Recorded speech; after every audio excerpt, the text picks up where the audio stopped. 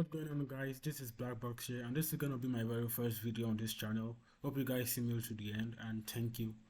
Now I'll be starting the video with starting points from HackTheBox, and this has 3 tiers, which is 0, 1, and 2. And we're gonna be doing Meow, which is part of tier 0 and is the first box in the tier. And now to connect to the machine, I had some issues at first when I was a beginner in HackTheBox, but after some time I was able to get it. And to connect, we just click on connect to HTTP at the top right here, and from there we see machines and starting point. Now starting point is, I guess, for this specific machine, while machine is for generally all machines on the HackTheBox website, and that is what we're going for, since we don't want to be downloading my VPN files for each machine each time we try to connect. And now we see Box and OpenVPN. OpenVPN is the one we're going to be trying to access, while Box is for those who have VIP subscription to HackTheBox, and I don't have that yet. So we click on OpenVPN, and we see UDP and TCP. Now TCP stands for Transmission Control Protocol, while UDP stands for User Datagram Protocol, and TCP is connection oriented. That is, before data can be sent, the connection has to be established, while UDP is the opposite of TDP. It's a connectionless protocol. It just sends data without checking for errors. And TCP is used in internet apps such as file transfer apps, emails, message apps, while UDP is mostly in streaming medias. Now let's get back to HackTheBox. So I prefer using TCP 443 for this. And from VPN access, I'm in the United States, so I'm going to be picking United States. If you are in Europe, you pick Europe, and we have Australia or Singapore.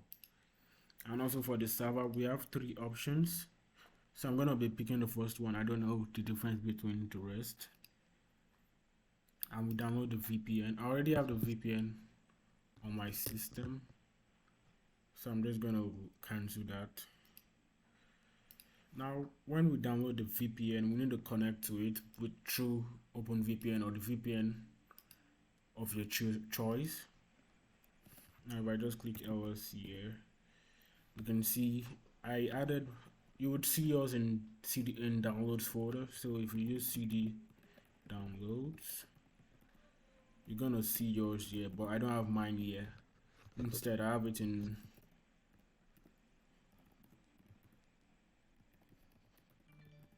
So I have mine in the VPN folder, and inside the VPN folder I have HTB, which contains the VPN file.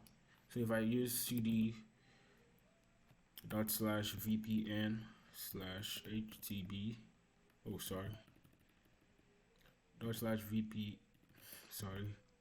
vpn/htb, we can see my VPN file that I downloaded from the HackTheBox website, and yours should be something like this, but this should be your username instead. Now I'm going to cover some of this. This is what we know as an absolute path, because of it starts with a / and it also has this in front of it.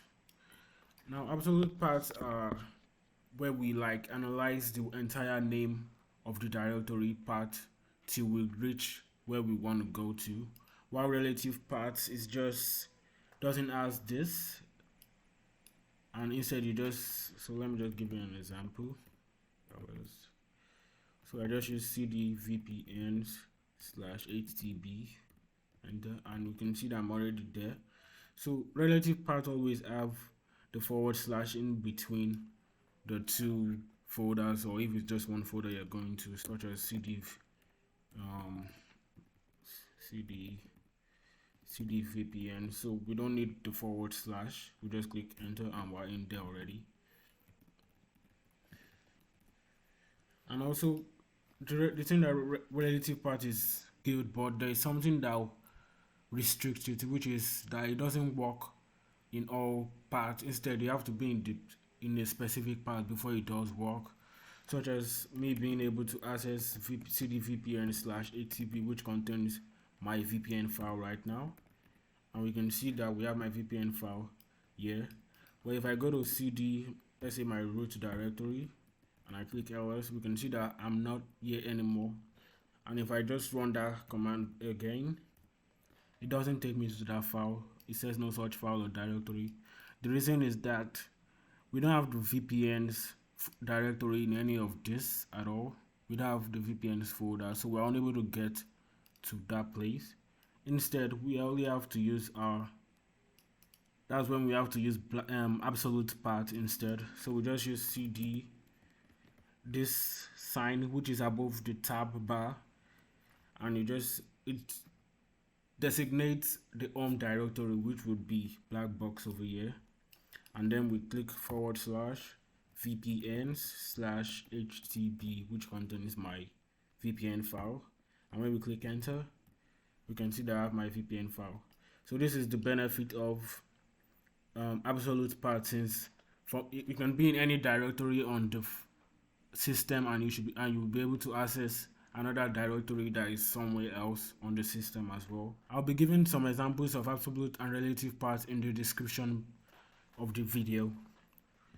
Now for this, so now how do we connect to the machine? To connect, we have to use the VPN, which is OpenVPN, as stated in the HackTheBox website. You could see it over here, OpenVPN. Now to connect, Linux systems always comes pre-installed with OpenVPN. So let me just clear this out, and if I just use which OpenVPN, it should show me where, oh sorry, I have to be in my own directory. So if I just use which OpenVPN, you could see that I already have it installed. Now if you just used it and you see OpenVPN and you see something like this, or another path with OpenVPN, it means you already have it installed. Now what which does is that it searches the systems for the list of paths and output where it finds the argument, which in this case OpenVPN, and it is in the sbin directory. And sometimes if you have an issue and you don't have the OpenVPN in your system, you just use sudo apt install OpenVPN, and you click enter your password, and we see that I already have it installed, so it's not going to give me it's not going to allow me to install it. Now some of us may be using like a Red Hat enterprise systems, and those comes with yum, and to do that we have to use yum install OpenVPN. I don't use Red Hat enterprise systems like CentOS, so you just have to search online instead, and you should be able to use something like this, and you could move forward. So how do we connect to the box? We just do that by going to where the VPN file is at, which is cd downloads in your case, but in my case it's gonna be cd/vpns/htb, and when I click ls, I see my VPN file here, and I just use so let me give you an example. If I just use OpenVPN and the name of the VPN file,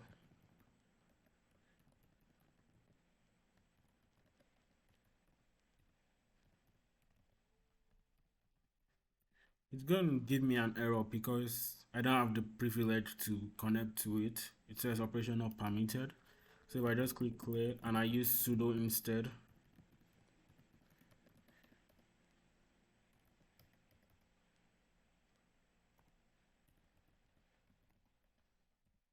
it's gonna work. Now the reason is that sudo has higher privileges, that is the root permission, over any of this application inside the Linux systems.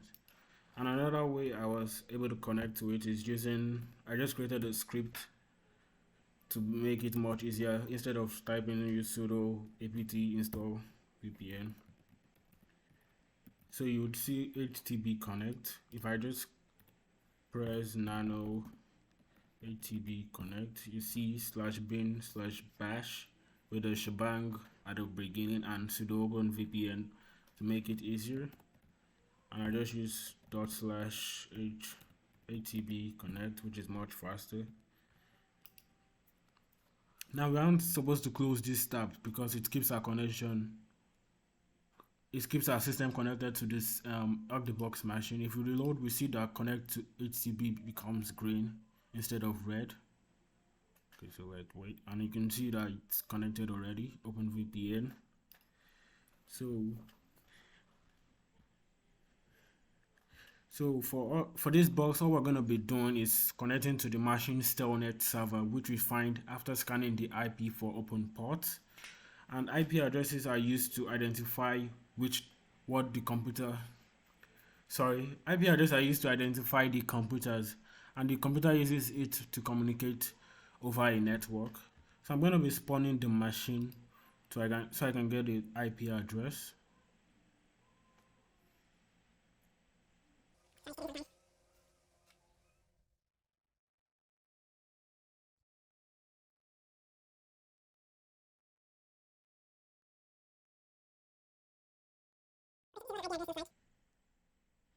And we just click on it to copy it, and then it says what does the acronym VM stands for.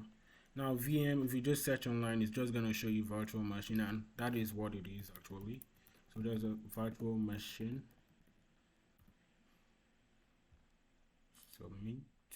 Good. Okay, now it's for task 2. It says what tool do we use to interact with the operating system in order to issue commands via the command line, such as the one to start a VPN connection. It's also known as a console or shell. Now what they mean here is what do we use to interact with our operating systems, like command prompt in Windows.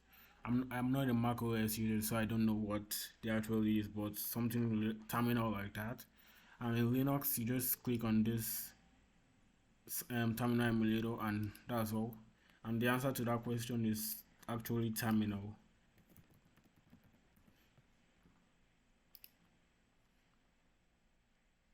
Okay. Now it says what service do we use to form our VPN connection into HTTP labs, and that is going to be OpenVPN, since that's what we used to connect to through the VPN. And the fourth question, what is the abbreviated name for tunnel interface in the output of your VPN boot up sequence output?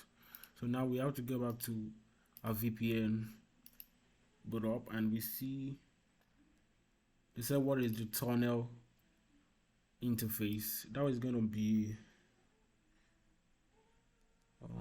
coming, yeah, over here. This is the interface.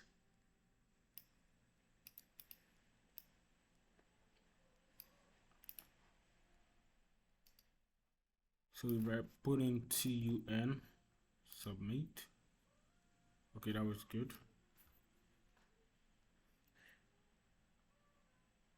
Now the fifth question, what tool do we use to test our connections to the target with an ICMP echo request? Now what ICMP means is Internet Control Message Protocol, and if we perform, this is relating to ping, and when we perform too many pings, it causes like the server on the other side to load too many processes. So we just use instead we just use ping, and we just paste in the IP that we got for the machine. And after, I like using after 4 or 6 tries, and I just press Ctrl C, and we can see that we were successfully able to ping the machine with 6 packets transmitted over the network and 6 received back and 0% loss. That means none of the packets were dropped in the process, or none of them were blocked. So now we already have our ping scan, and that is, the answer is going to be ping. So if we move on forward, it says what is the name of the most common tool for finding open ports on a target? That's going to be Nmap. Nmap is one of the best tools to be finding open ports on Linux systems. And for the next question, it says, what service do we identify on port 23/TCP during our scans? So we're going to first have to scan the machine with using the IP address that we got. And this is one of the Nmap scans that I like using. And I paste my IP. So now what this does is the -A at the beginnings enables Nmap operating systems to detect, enables Nmap scans to detect operating systems on the server, which is going to be this machine over here. And this -VV is verbose output, which means that we get much more details than we're supposed to.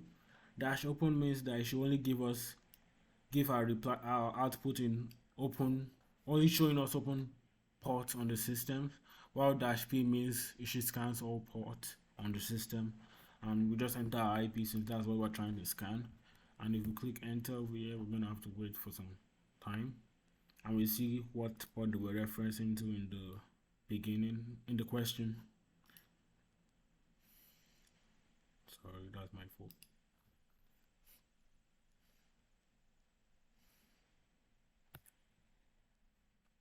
Now the reason we scan open ports mostly is that we see them as an entry point to the servers. Sometimes we see hidden open port from Nmap scans, and we can use this hidden port that are open to gain access into the system and to also get information that we need.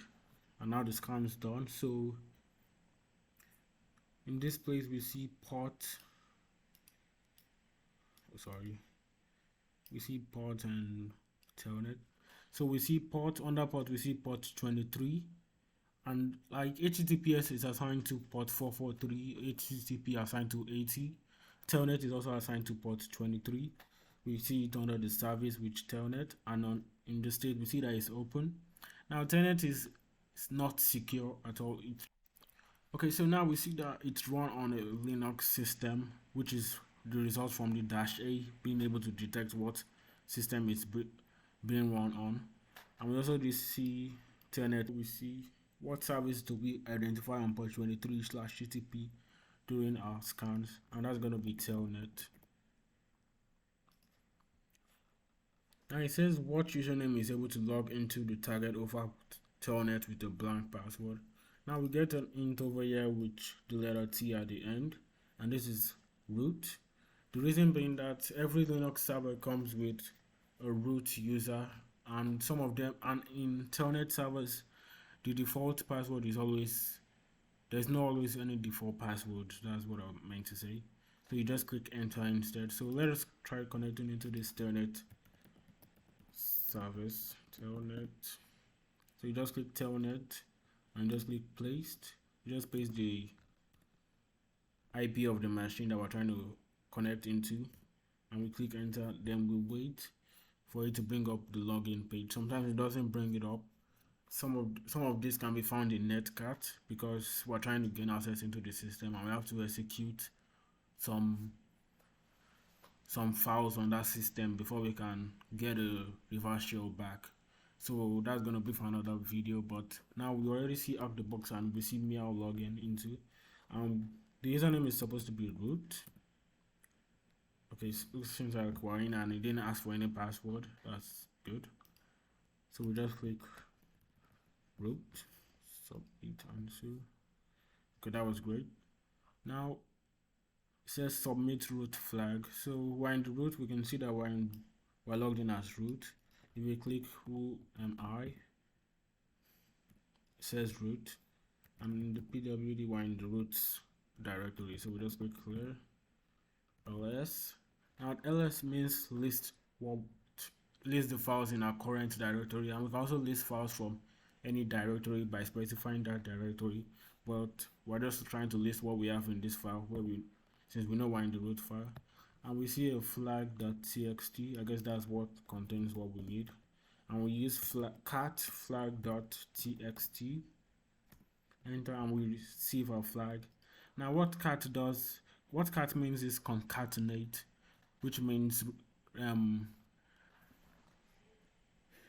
which allows us to read the content of the file and that file is going to be flag.txt. If you copy what the output it gave us and paste it into here, that should be the flag. And that seems like that was it, and that was great. Now that's all for this box. Thank you guys for watching, and have a lovely day. Thank you.